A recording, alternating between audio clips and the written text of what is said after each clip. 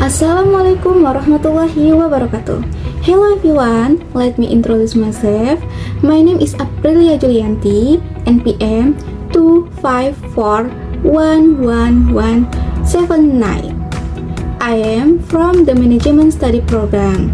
On this occasion, I will be presenting on the mathematics model.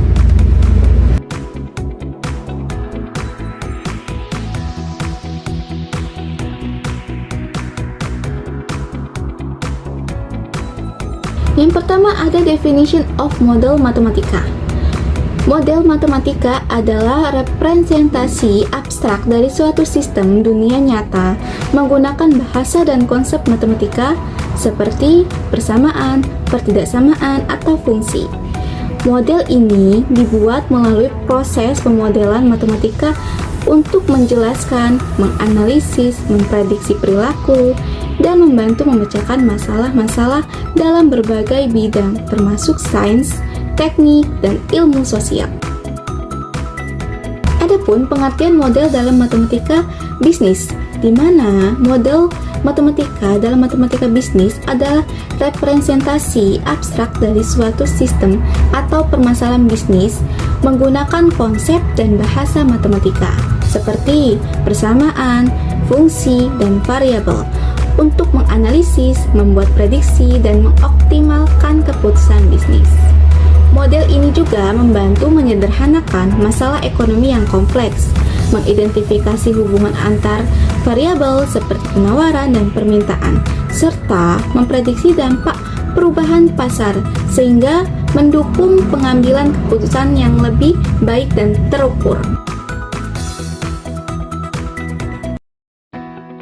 Nah, selanjutnya ada tujuan dari model matematika bisnis.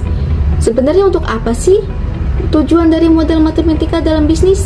Oke, tujuan yang pertama yaitu untuk membuat prediksi, yaitu dengan menggunakan model bisnis dapat memprediksi perilaku konsumen dan produsen serta dampak perubahan pada pasar.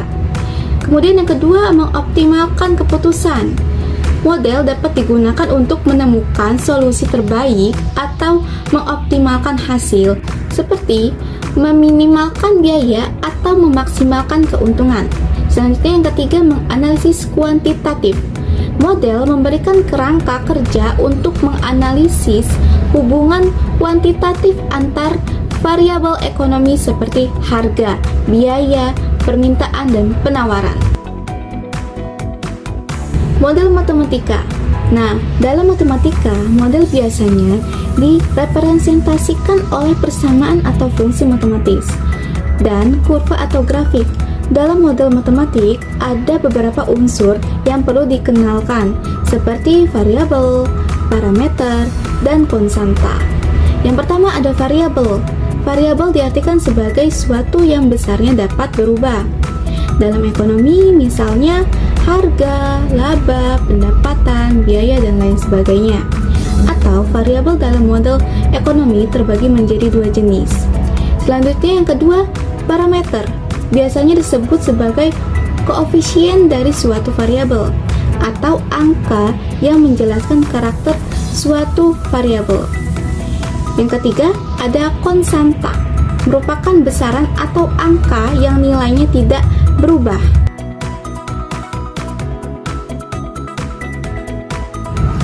Konsep dan teori himpunan, di mana himpunan adalah sekumpulan objek yang mempunyai syarat tertentu dan jelas. Objek yang dimaksud dapat berupa bilangan, manusia, hewan, tumbuhan, negara, dan sebagainya. Objek ini selanjutnya dinamakan anggota atau elemen dari himpunan itu. Penulisan himpunan biasanya dilambangkan dengan suatu huruf kapital dan elemen-elemennya didaftarkan dalam tanda kurung kurawal. Dan elemen-elemennya juga dipisahkan dengan tanda koma. Contohnya seperti S adalah bilangan bulat ganjil positif 1-20.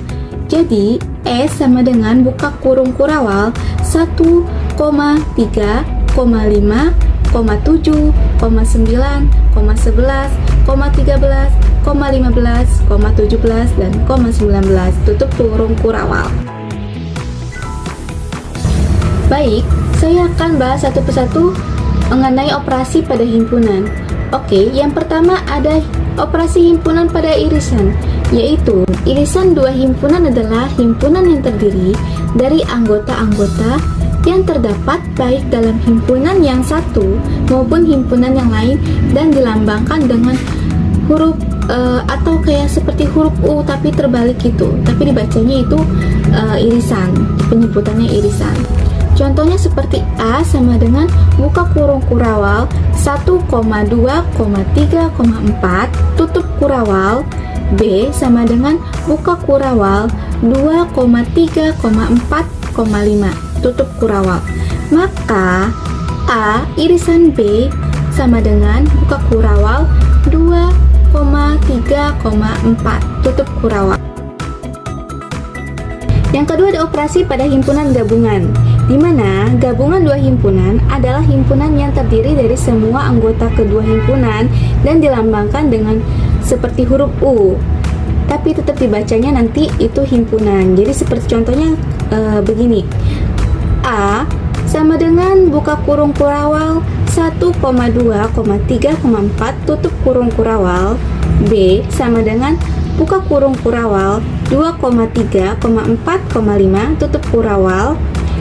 Maka A gabungan B, nah yang kayak huruf U tadi tetap dibacanya gabungan ya. Jadi A gabungan B sama dengan buka kurung kurawal 1,2,3,4,5 tutup kurung kurawal.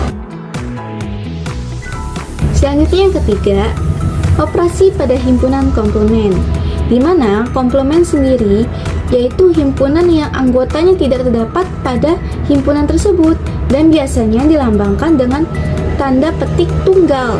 Contohnya seperti S sama dengan buka kurung kurawal 1,2,3,4,5,6,7,8,9, B sama dengan buka kurung kurawal 1,2,3,4,5. Maka B petik tunggal di atas sama dengan buka kurung kurawal 6,7,8,9 tutup kurawal. That's all my video presentation. See you again and thank you all. Wassalamualaikum warahmatullahi wabarakatuh.